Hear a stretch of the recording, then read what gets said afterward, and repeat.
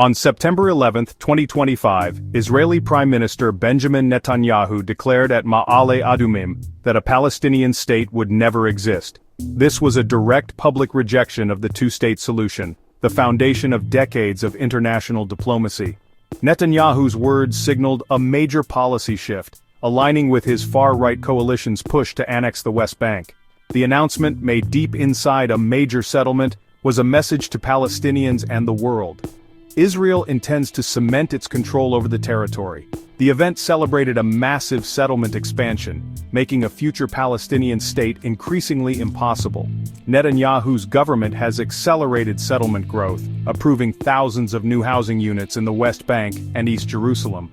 This declaration reframes these actions as steps toward permanent Israeli sovereignty, not just development.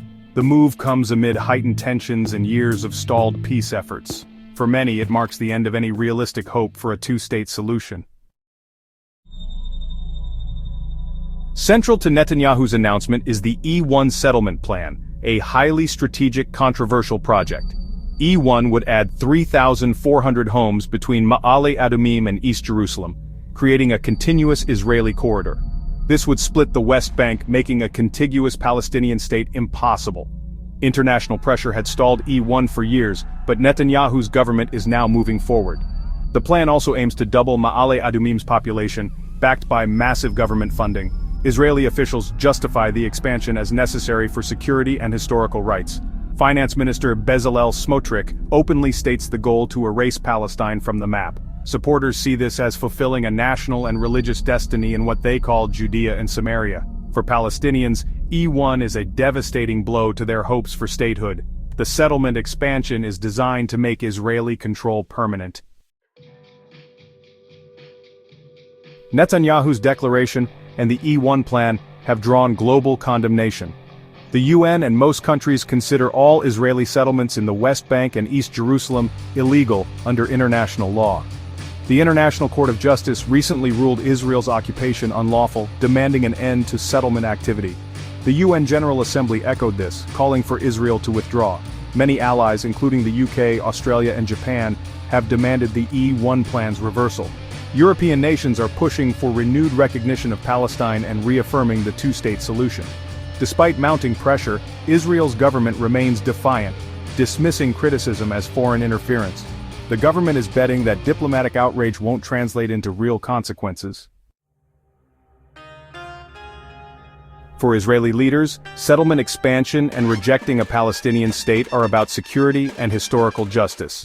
They argue a Palestinian state would threaten Israel, citing the Gaza withdrawal and subsequent conflict as proof. The government and settlers see the West Bank as their biblical homeland, not occupied territory. For Palestinians, settlements are land theft and the main obstacle to independence. Palestinian leaders warn that peace is impossible without a state with East Jerusalem as its capital. The world's majority supports Palestinian statehood, but Israeli actions undermine these hopes. For ordinary Palestinians, settlement growth means more checkpoints, lost land, and daily hardship. The expansion signals a future of permanent occupation and no political horizon. Two peoples remain locked in opposing realities, with little hope for reconciliation. Netanyahu's announcement comes amid escalating violence and humanitarian crisis. The war in Gaza has killed tens of thousands and displaced most of the population. The West Bank faces increased raids, settler attacks, and severe restrictions on Palestinian life. Humanitarian conditions are dire, fueling anger and despair. Netanyahu's rejection of a Palestinian state leaves little hope for a political solution.